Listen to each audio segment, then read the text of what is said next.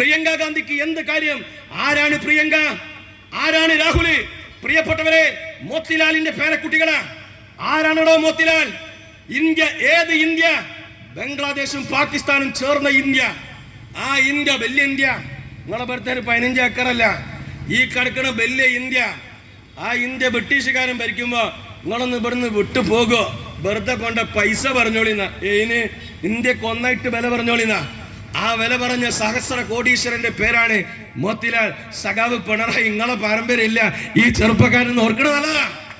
അങ്ങനെയുള്ള ഒരു ചെറുപ്പക്കാരൻ 4000 കിലോമീറ്റർ നടക്കുക തെരുവില, ഈ നടുറോട്ടില്. സൂര്യൻ കത്തിച്ചൊലിക്കുന്നു, ടാറോ ചുട്ടുപൊള്ളുന്നു. ഇതിനിടയിലാണ് ഒരു ചെറുപ്പക്കാരൻ നടക്കുമ്പോ നിങ്ങള് കക്കൂസും ലിഫ്റ്റുള്ള ബസ്സിൽ ഇങ്ങനെ ആർഭാട യാത്ര നടത്തുക. ഒന്ന് പറയുന്നു, വെയില് കൊള്ളടാ.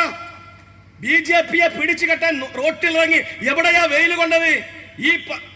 ഒരു മുഖ്യമന്ത്രി, ഇയാള് പോളിറ്റി ബ്യൂറോ സുൽത്താനാണത്രേ. എന്നാ ഇതിന്റെ അതിർത്തി കടന്നു പോജങ്കയ്യെ.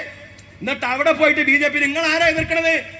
ഞാൻ പറഞ്ഞല്ലോ, ഈ പറയപ്പെടുന്ന പ്രിയങ്ക ഛത്തീസ്ഗഡിലാകുമ്പോ, സോണിയാഗാന്ധി അമേഠിയിലാകുമ്പോ, അല്ലെങ്കിൽ റായ്ബറേലിയിലാകുമ്പോ, മല്ലികാർജുൻ ഖാർഗെ ഉത്തരാഖണ്ഡിലാകുമ്പോ, സഖാവ് പിണറായി എവിടെ? നിങ്ങള് എവിടെ?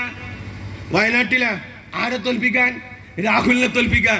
നിങ്ങൾ ഈ രാജ്യം പ്രതീക്ഷയോടെ നോക്കിക്കാണുന്ന ഒരു മുന്നണിയുടെ നേതാവിനെ തോൽപ്പിക്കുക. നിങ്ങൾക്ക് ആരെയാണ് സുഖിപ്പിക്കേണ്ടത്?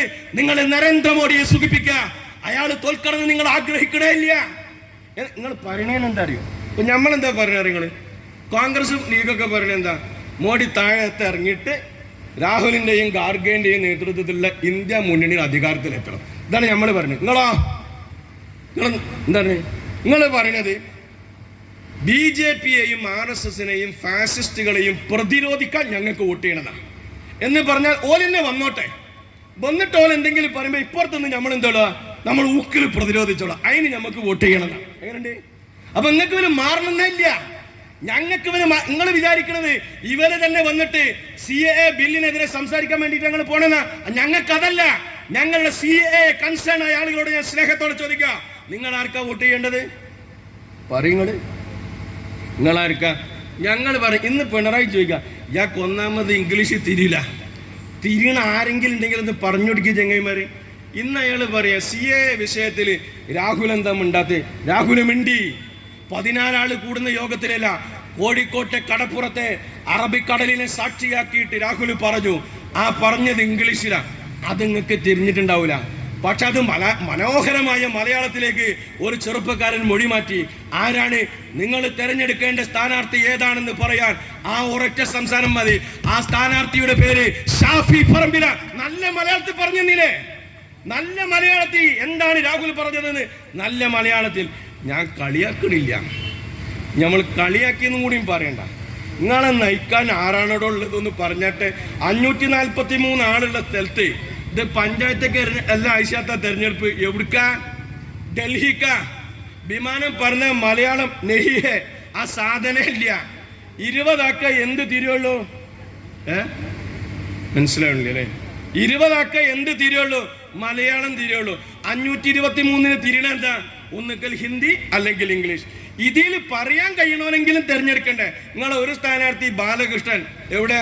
കാസർഗോഡ്, 83 വയസ്സ്. അയാൾ മലയാളത്തിൽ തന്നെ പറയണത് ഞാൻ കേട്ടിട്ടില്ല. നിങ്ങൾ കേട്ടണ? പിന്നെ മത്സരിക്കണത് ഇവിടുത്തെ സ്ഥാനാർത്ഥിയാ.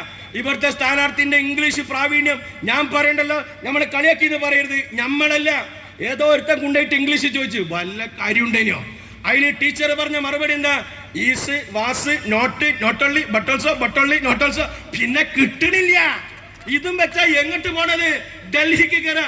പ്രിയപ്പെട്ടവരെ, കരുതാൻ നല്ലത് കേരള. ഇവിടെ ആകുമ്പോ പറഞ്ഞാ തിരിയും. അവിടെ നിങ്ങൾ ഇങ്ങനെ പറയുന്നത് ആര് കേൾക്കാൻ? ഇനി കഴിഞ്ഞ കോഴിക്കോട്ടങ്ങാടിയിൽ എളമരം കരീമ CIT തൊഴിലാളി നേതാവ്, അയാൾക്ക് എന്ത് പറയാൻ കഴിയുന്ന എനിക്കറിയില്ല. അതിന് അങ്ങേപ്പുറത്ത് മത്സരിക്കുന്നത് KS ഹംസാക്ക. അയാൾ പഞ്ചായത്ത് പോലും മത്സരിച്ചിട്ടില്ല. അതിന്റെ ഇങ്ങേപ്പുറത്ത് മത്സരിക്കുന്നത് വസീഫ. ഓൻ എന്താണ് പറയുന്നത് എനിക്കറിയില്ല. അതിന്റെ അങ്ങേപ്പുറത്ത് വിജയരാഘവന, ആ സാധു തൊള്ള തുറക്കണവനെ തെറി പറയാനാ.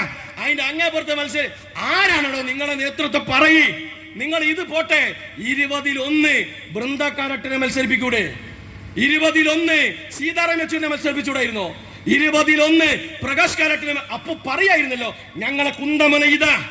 എന്ത് ചെയ്യും? സീതാറാം യെച്ചൂരി പറയുമ്പോ ശൈലജ ടീച്ചർ അങ്ങനെ തന്നെ എന്തെങ്കിലും പറയൂ. അത് പറയാൻ നിങ്ങൾ ആരെയാ പ്രതിരോധിക്കാൻ തലേന്ന് രാത്രി എഴുതിക്കൊണ്ടെന്നിട്ട് പോരാ. പ്രതിരോധിക്കൽ എങ്ങനെ? അപ്പണീറ്റ് പറയും മോഡി, അപ്പണീറ്റ് പറയും അമിത്ഷാ. അതെന്താണെന്ന് കേട്ടാ തിരിഞ്ഞാലോ അതേമാതിരി അങ്ങോട്ട് പറയാൻ കഴിയണം. അതിന് കൈമുതലായിട്ടുള്ള ഭാഷയുണ്ട് ഈ സ്ഥാനാർത്ഥിക്ക് എന്ന് ആരെങ്കിലും പറഞ്ഞ നിങ്ങൾ വോട്ട് ചെയ്തോ? എന്നാൽ ഞങ്ങൾ അയക്കാൻ പറ്റ സ്ഥാനാർത്ഥി കണ്ടല്ലോ നിങ്ങള്. പിന്നെ കോഴിക്കോട്ടെ 10,000 പങ്കെടുത്ത പരിപാടിയിൽ ഒരു കടലാസില്ല, ഒരു പേന കൊണ്ട് കുത്തിത്തിരിക്കുന്നില്ല. എന്താണ് രാഹുൽ പറയുന്നത് എന്ന് തിരിയുന്നത് മലയാളത്തിലാക്കി ഈ ആളുകൾക്ക് പറയുന്നു. ഇതൊരു ഘടകമാണ് കൂട്ടരെ. പറയാനുള്ള ഭാഷ വേണ്ടേ? എന്നിട്ട് നിങ്ങൾ ഈ 20 ഇപ്പൊ നിങ്ങൾക്ക് കേൾക്കണോ? നിങ്ങൾ നമ്മളോട് ചോദിക്കുക, നിങ്ങളെ പൗരത്വ ബില്ലിനെതിരെ എന്തേ പറഞ്ഞീണോ? നമ്മളാൾ ഉഷാറായിട്ട് പറഞ്ഞിരുന്ന ആരെങ്ങളാള് കനൽ ഒന്ന് മതിയെന്ന നല്ല കനല അഡ്വക്കേറ്റ് A.M. ആരിഫ് ഓന്റെ പ്രസംഗ ബലിട്ടിട്ട് നിങ്ങൾ കേൾക്കണേ. ഞാനത് വെറുതെ നോക്കിയപ്പോ ഇങ്ങനെ 5-6 പേജ് ഉണ്ട്. ഇങ്ങനെ പറയുന്നുണ്ട്, അഡ്വക്കേറ്റാ നോക്കി വായിക്കാം, അതെങ്കിലും തെറ്റാതെ വായിക്കണ്ടേ. തെറ്റാതെ മലയാളം വായിച്ചാൽ പിന്നെ തെറ്റിപ്പോണ ഒരാളുണ്ട്, ശിവൻകുട്ടി. അതിനേക്കാൾ അങ്ങേ പോരാ, ശിവൻകുട്ടി മലയാളം തന്നെ വായിച്ചാൽ തെറ്റാ. അതിനേക്കാൾ അങ്ങേ പോരാ ആരിഫ്. ഞാൻ ആ പ്രസംഗം മുഴുവൻ കേട്ടു. ആകെ തിരിഞ്ഞതെന്തറിയോ? ജാതി ഭേദം മതദ്വേഷം ഏതുമില്ലാതെ സർവരും. അത് മലയാളത്തിലാ. അത് ശ്രീനാരായണ ഗുരുവിന്റെ. അത് വായിച്ച് മനസ്സിലായി. മറ്റേതെന്താ ഓൻ പറഞ്ഞെന്നുള്ളത് ആർക്കും മാത്രല്ല. നിങ്ങൾ പാർലമെന്റിൽ എണീറ്റ് നിൽക്കുമ്പോ സഖാക്കളെ അഭിമാനത്തോടെ പറയാൻ കഴിയോ? കേൾക്കാൻ ആരുണ്ടാവല്ലോ? ആരുണ്ടാവില്ല. എല്ലാവരും എണീറ്റ്